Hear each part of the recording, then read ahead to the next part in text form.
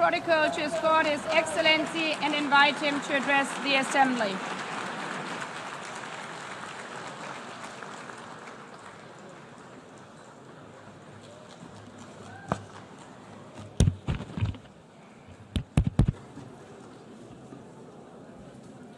His Excellency, Mr. Antonio Guterres, Secretary General of the United Nations, Her Excellency, Madame Annalena Baerbock, President of the United Nations General Assembly,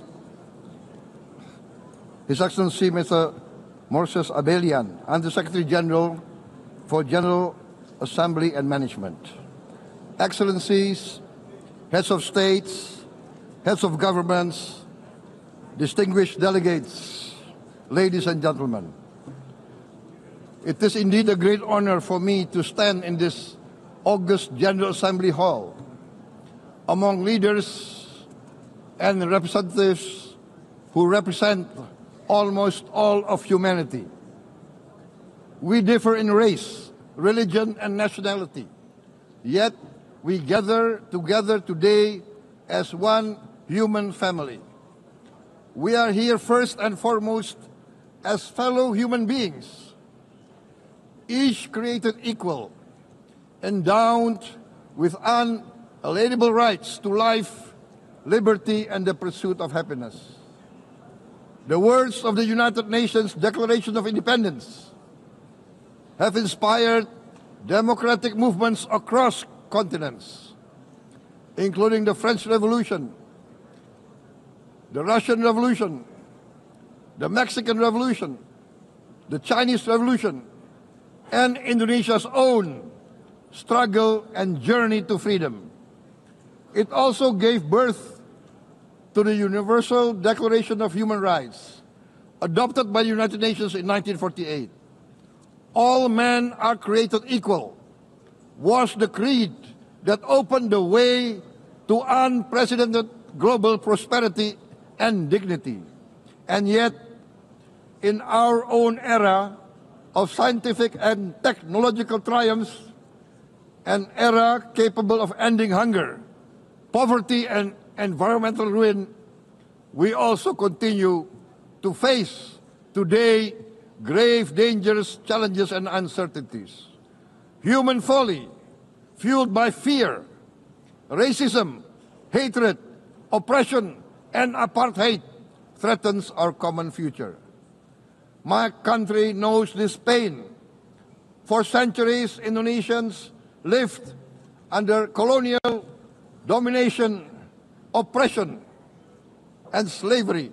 We were treated less than dogs in our own homeland. We Indonesians know what it means to be denied justice and what it means to live in apartheid, to live in poverty, and to be denied equal opportunity. We also knew what solidarity can do in our struggle for independence, in our fight to overcome hunger, disease, and poverty. The United Nations stood with Indonesia and gave us vital assistance.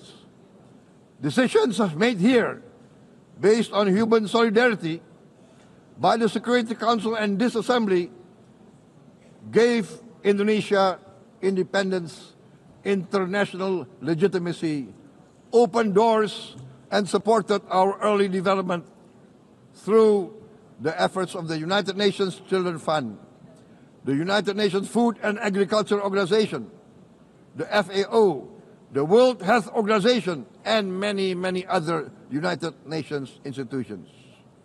And because of that, Indonesia today stands on the cusp of shared prosperity and greater equality and dignity.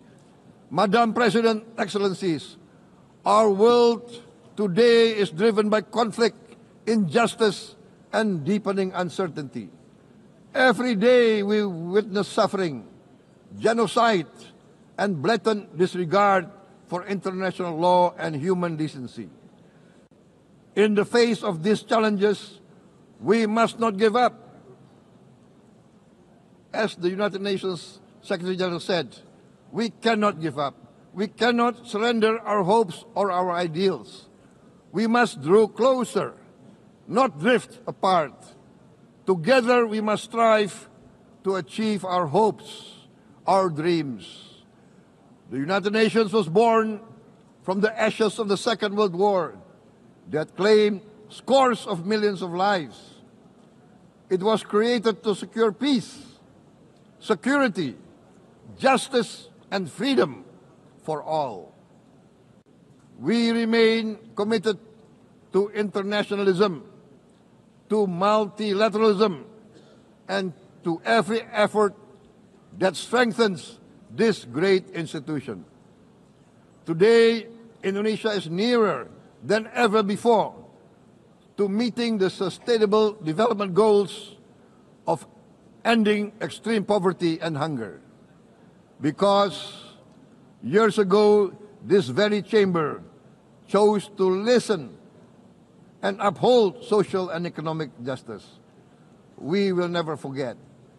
And today, we must never be silent while Palestinians are denied that same justice and legitimacy in this very hall.